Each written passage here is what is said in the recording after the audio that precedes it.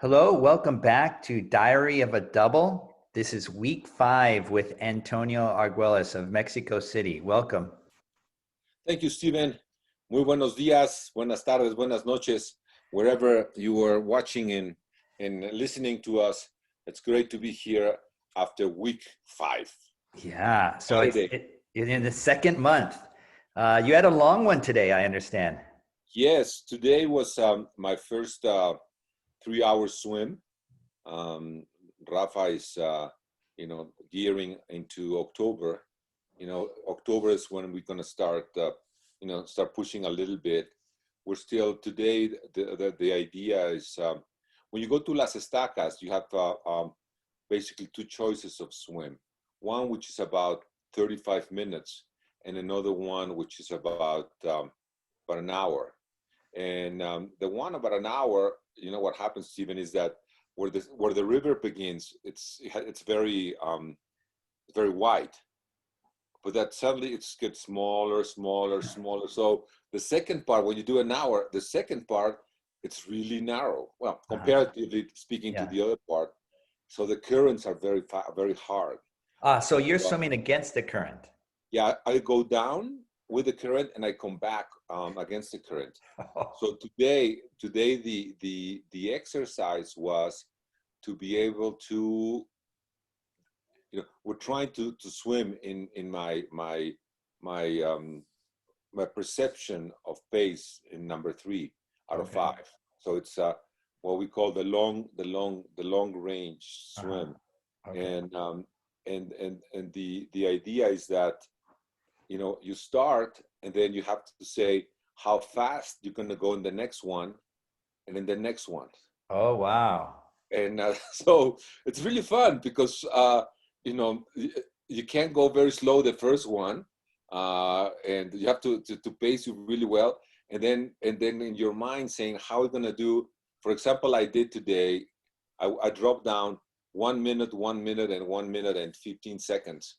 Okay. And it's really tricky to decide where you're going to push to be able to get those margins. No, that's so it's fun. It's fun today. Fortunately, not many people. There's a lot of triathletes that go there and swim, but because it's a little bit cold for Mexico. Mm-hmm. Nothing cold like Boston or something like that. But Cuernavaca, that area, it's it's usually very hot. So we didn't have many people today. Triathletes, fortunately, are away because when the triathletes go, they're no fun. They don't know how to swim well. They always wearing their wetsuits and getting in your way. Today was only open water swimmers. Yeah, and was it raining today? Yeah, yesterday. You know what happens in Mexico City the last 3 days? We usually get about 800 millimeters a year, and we got in 2 days 200. So it's just boring. And yesterday it rained the whole day. And the other day on Wednesday, on Wednesday when I went on Thursday when I went swimming in at the 50-meter pool that it's open, it was raining. It's really interesting. People are so afraid of rain. The pool and the pool and the club were empty. Oh, it's really interesting. I don't know why people are so afraid of rain. Yeah. And how was your pace overall? Did you meet your goals? Yeah, I met my goals. Okay. I met the goals. I'm very happy. You know what I was thinking? I was thinking about the program and what I wanted to say.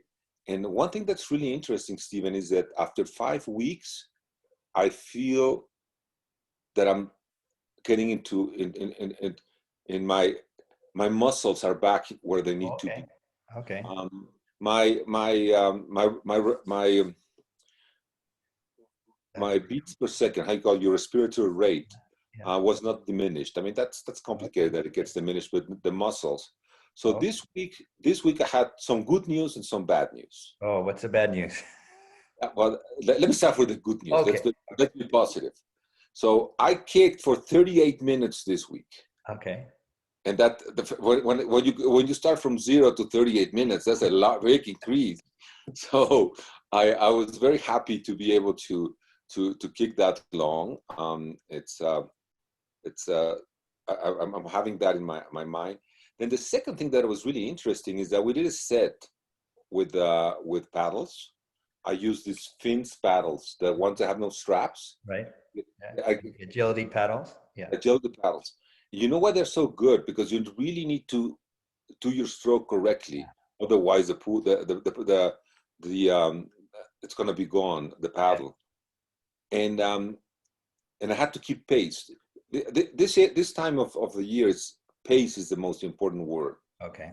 And I was able to hold 141, 142 Okay. for 2100s, and my beats per minute was only 100. Okay. So the whole thing is that I had to be very efficient, not to increase my rate to be able to get on 140 and without increasing my heart rate. Yeah. So those were two good news. And today's swim, I'm very happy about today's swim. But the bad news is that we're still working with my body for strength. Okay. And I think I have very strong biceps. But Rafa put me on a chair and I had to go up and down. For the triceps. And my weight didn't help. So I asked Rafa, what's going on? I mean, what can I do? He said, well, your weight doesn't help. I mean, you have very strong biceps, but not for that kind of weight. And then the other thing is we're doing so we're trying to do an exercise. I put the ball, the medicine ball here, and I need to do some push-ups. Yeah. With one hand and put my arm here, and my internal rotators have no strength. Okay. So it's an area that we have to work in. And this is something that we have to take care of, because in the previous year, remember when I did Sugaru, how bad it was? So we really need to take care, and we're going to be doing some exercises to strengthen my shoulders, because otherwise I'll get injured if I swim a lot. Yeah. Yeah. Okay. So, how many was Rafa with you on your 3-hour swim today? Does he go alongside, or what does he do? We have a station where we start, and then we go down and then up and then down, and he's there all the time. Okay. He moves along because there's some bridges along the river, and he moves to check that how my stroke is doing. Okay. And sometimes he films me. So okay. I see. Today, when I got out, I said, today I thought my kick was very good. So, well, look at the video. I think we still have a lot of improvement to do. So yeah, he's there with me, and usually he's out of the 6 days that I train, he's with me between 4 and 5 days. Okay.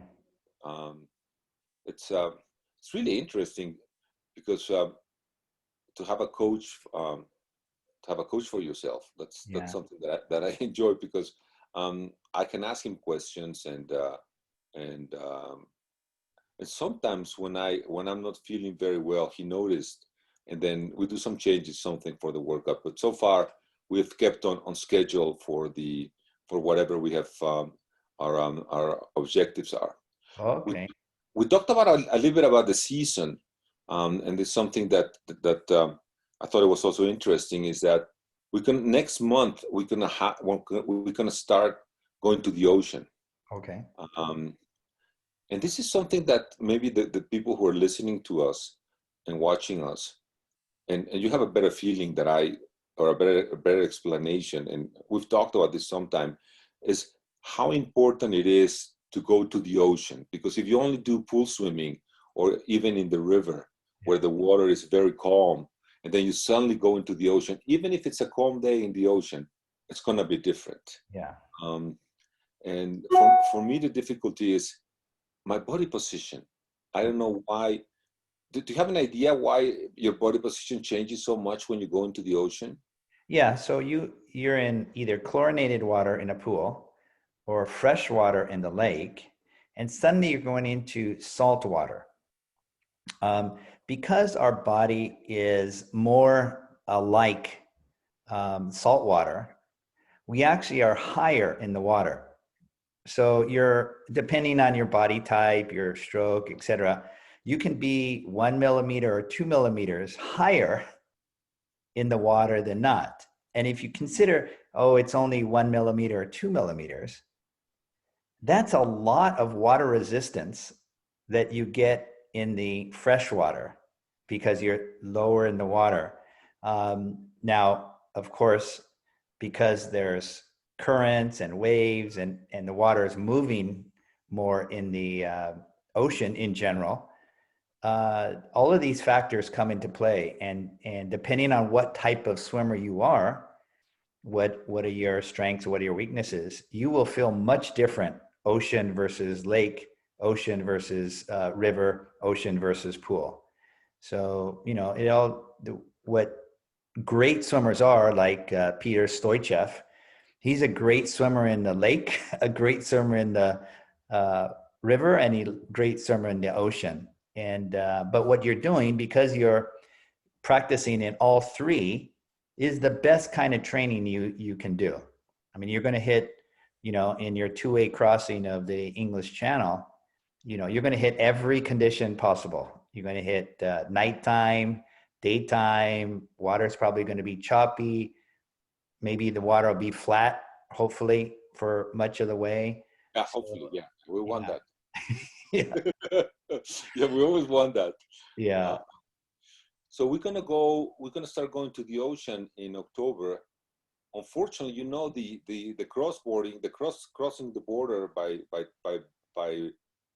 by train or by car or by foot in between Mexico and the United States, it won't be open until the end, probably at the end of the year. So far, they said October. So in October, I won't be able to go to swim in La Jolla or San Francisco. I don't know how San Francisco is going to be in terms of air. I could Uh, fly. yeah, it should be okay by in a few weeks.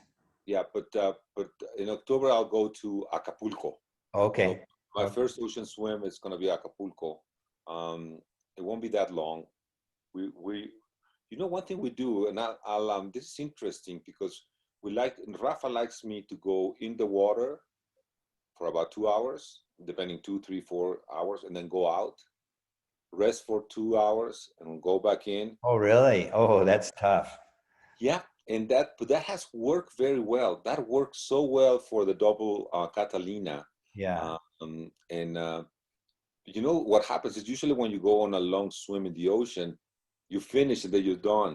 And Yeah. here, it doesn't end until Yeah. it ends. Yeah. So even resting, you're still thinking, and your body is still, operating in terms of have to go back. Yeah. When you get out, do you completely dry off and change, or do you stay in your swimsuit? What do you do in that break time? I hate wet swimsuits. I had to live with that in my young days. Yeah. That now I don't do it. I Yeah. did it so many. I don't know if you did it, but I did it for so long. Yeah. I wouldn't take my swimsuit. Not only for sleeping. Yeah. So I like to take my suit off. Not usually shower, Okay. um, because it's a unless it's a long. Sometimes we've done about 30 hours. And at one time we did about 30 hours in and out. Yeah. And it was a stretch that I slept for 4 hours. And in that, it was at night and it was in La Jolla, it was cold. I took a shower and I rested. Okay. Uh, but usually I just dry and what I usually do is I lay down. Okay. I don't move around. I lay down and think about the next segment. That's what makes it complicated because your mind is never away from the next swim. Yeah. You have to do that. Yeah. And how was your nutrition this week? Normal eating patterns, normal sleep patterns this week? Well, this week we had our Independence Day. Okay. Many of my American friends think that Cinco de Mayo is our Independence Day, and it's not. Yeah. Independence Day is on the 15th, 16th of September. And so on Wednesday, it was a day off in Mexico. And days off, and and this week we celebrate in Mexico with there's a very can you allow me to share your screen? Yes, yes. Here we go.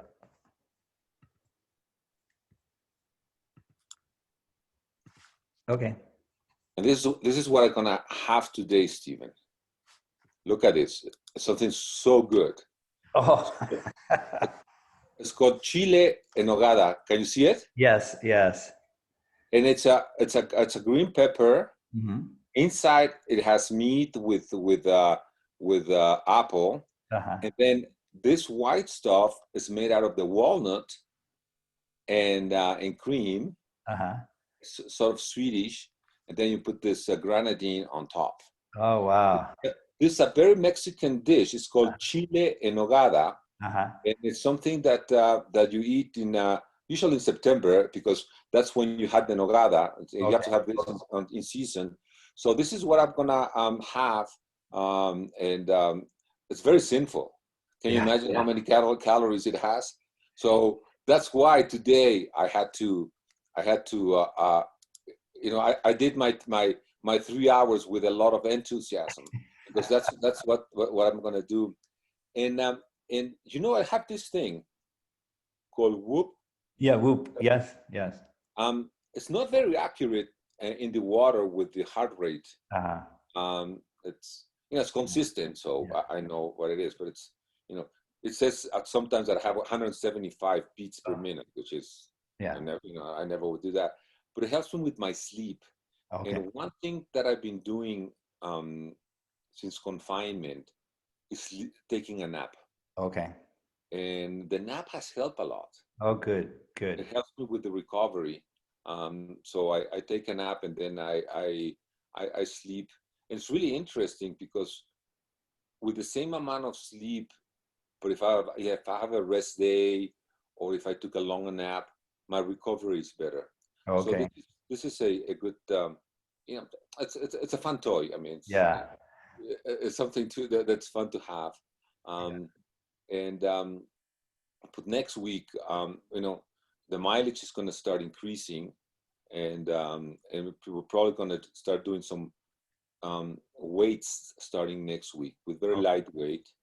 But next week's going to be very important, Stephen. Maybe next Saturday when I talk to you, I'll be a grandfather. Okay. Oh, congratulations. We'll find out. You know, the due date is on Wednesday, but it's Itzy's first baby, so we have to see if it comes on Wednesday. We have a bet. In my bet, it's going to be Saturday or Sunday. Got it. So I'll maybe next time you'll be talking to the grandfather of swimming. Great.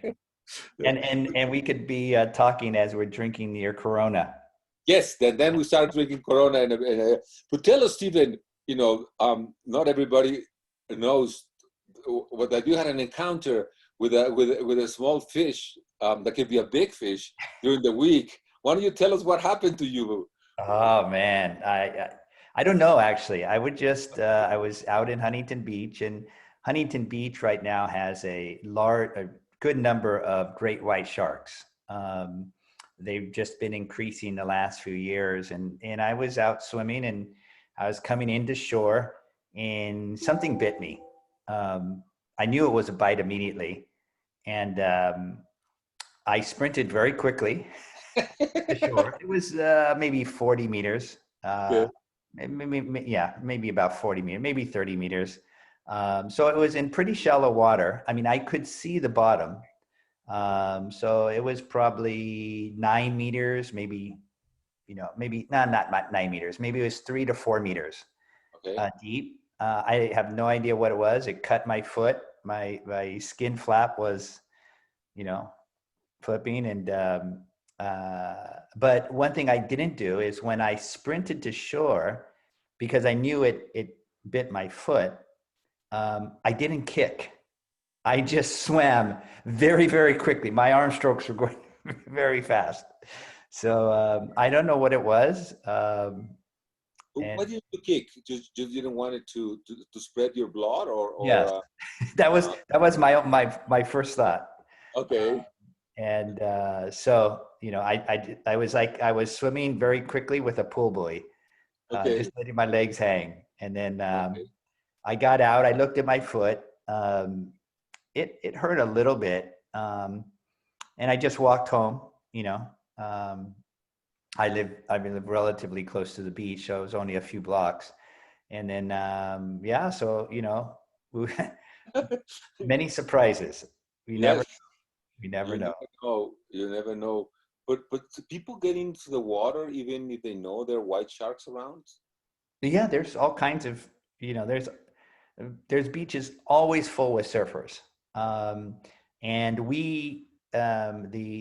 is it called? It's like, it's at Long Beach State University.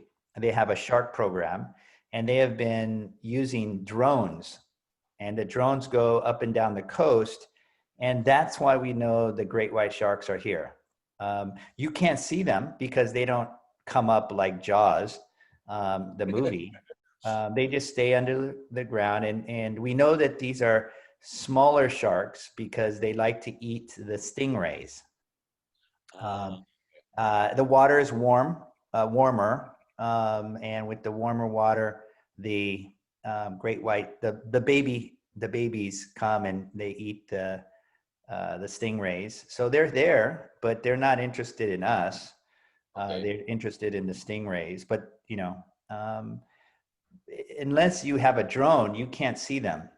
Um, Okay. but you know, when something hits you on your foot, you don't know that. The first thing you think is a white shark. Yeah, yeah. So I just went into shore, and you know, I skipped the next day, but I'll go out in the ocean today. Okay. Well, next week you hopefully you'll tell us that everything went fine. Yes, yes, I'm sure it will. Well, thank you very much. I know you just got finished with your 3 hour swim, so please enjoy your Mexican delicacy. Yes, I will enjoy my Chile en Ogada. Yeah.